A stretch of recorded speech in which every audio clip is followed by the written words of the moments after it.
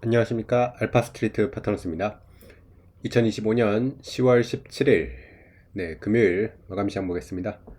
코스피 지수가 0.01% 올라서 3,748로 마감을 했습니다. 오늘 코스피 거의 보합이었습니다. 장중에 제법 오르기도 했거든요. 거의 1% 넘게 오르기도 했었는데 결국에는 보합 마감했습니다. 장중 고가를 보시면 3794까지 가면서 거의 뭐 3800에 육박하는 그 정도까지 올라가기도 했습니다. 근데 뭐 이 정도여도 오늘 상당히 선방한 거라고 보여집니다. 왜냐하면 미국 증시가 지금 좀 불안하거든요. 어제 보면 일단은 미국 3대 지수가 다 빠졌어요. 다우가 0.6% 빠졌고 나스닥도 0.5% 정도 빠졌는데 지금 선물 보시면 더 빠지고 있거든요. 지금 나스닥 같은 경우는 여기서 추가로 또 1%가 더 빠지고 있습니다. 그래서 미국 증시가 이렇게 좀 불안한 이유가 제 보시면 이제 섹터로 봤을 때 이 금융주 섹터 엄청 빠졌죠. 정말 그냥 전체적으로 다 빠졌습니다. 뭐 대형은행 같은 경우는 그렇게 뭐 하락폭이 큰 건 아닌데 그래도 한 2, 3%대 이렇게 다 빠졌고요. 특히 이제 뭐 여기는 이제 S&P 500 기업이어가지고 잘 안 나와 있는데 러셀 2000 쪽 보시면 이쪽 파이낸셜 섹터 보면 진짜 어마어마하게 다 이렇게 빠졌습니다. 그리고 하락폭이 보면 굉장히 크죠. 뭐 8% 넘는 이런 하락들이 많은데 이게 다 지역은행들인데 약간 지금 신용 쪽에 문제가 있다고 이렇게 좀 우려를 하는 것 같습니다.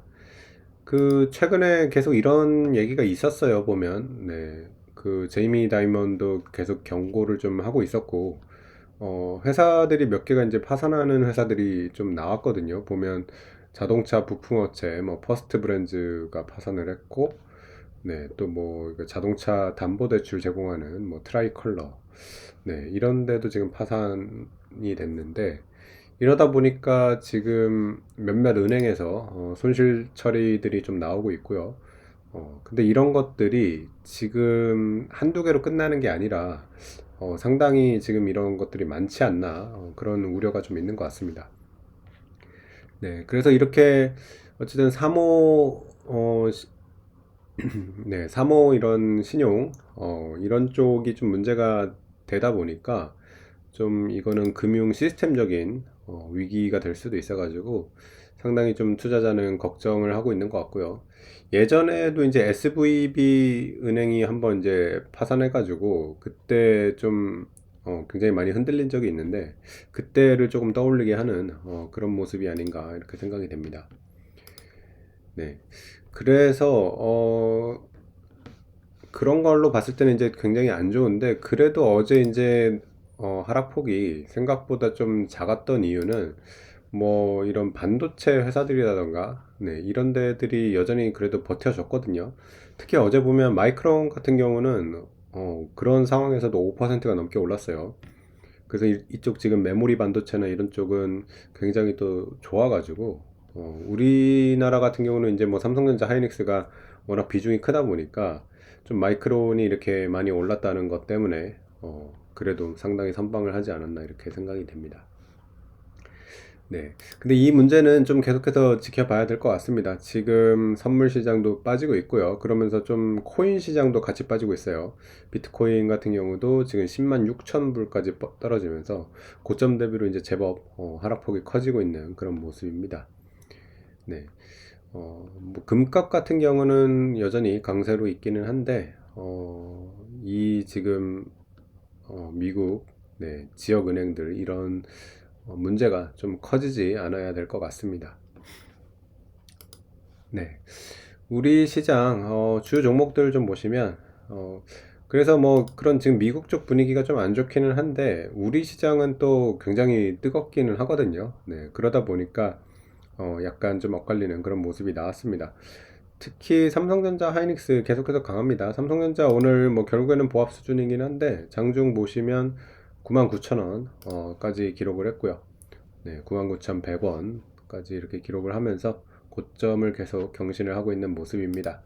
그리고 하이닉스가 확실히 더 좋아요. 보면 오늘 고점 또 보시면 네, 47만 5천 원까지 가면서 거의 50만 원 육박하는 그런 모습으로 가고 있고요. 네. 근데 지금 뭐 디램 현물가 이런 거 보시면 거의 뭐 수직 상승을 하고 있어가지고 네, 정말 지금 메모리 반도체가 좀 쇼티지가 나는 그런 모습이긴 합니다. 그래서 사실 고점을 쉽게 예상을 할 수가 없고요. 만약에 뭐 미국의 이런 은행 시스템이나 이런 것들이 안정이 되면 또 다시 반도체가 더 갈 수도 있지 않을까, 네, 그런 생각이 듭니다. 그리고 다른 섹터 보시면 뭐 어제 이어가지고 오늘도 2차전지 쪽 좀 괜찮았던 것 같아요. 에너지 솔루션이 3% 상승을 했고요. 포스코홀딩스도 2%대 상승, LG화학은 8% 넘게 이렇게 올랐습니다.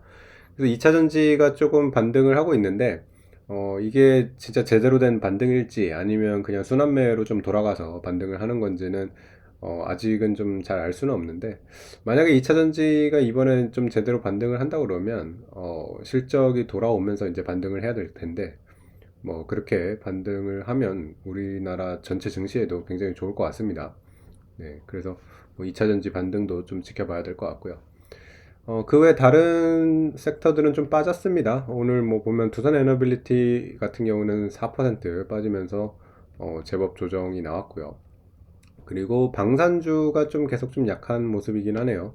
하나에어로스페이스가 오늘 2%또 추가로 빠지면서 거의 90만 원 지금 초반대인데 고점 대비로는 꽤 빠졌습니다. 거의 지금 20% 가까이 조정이 나오고 있어가지고 예전에도 이 정도씩 빠지고서 반등을 했는데 과연 이번에는 어떻게 될지 모르겠습니다. 여기서는 이제 반등을 해줘야 될 것 같거든요.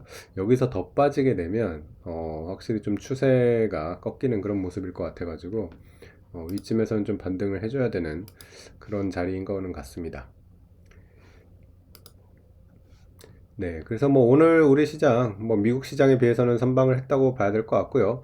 워낙 지금 계속 너무 좋았기 때문에 이 정도 쉬어가는 거는 당연하다고 생각이 되고요. 외국인 수급 봤을 때는 여전히 오늘도 뭐 4천억대 이렇게 매수가 들어오고 있어가지고 상당히 상대적으로 강한 시장은 이어지고 있는 것 같습니다. 미국 시장이 안정이 된다 그러면 코스피도 다시 또 달릴 걸로 이렇게 예상을 해볼 수가 있겠고요.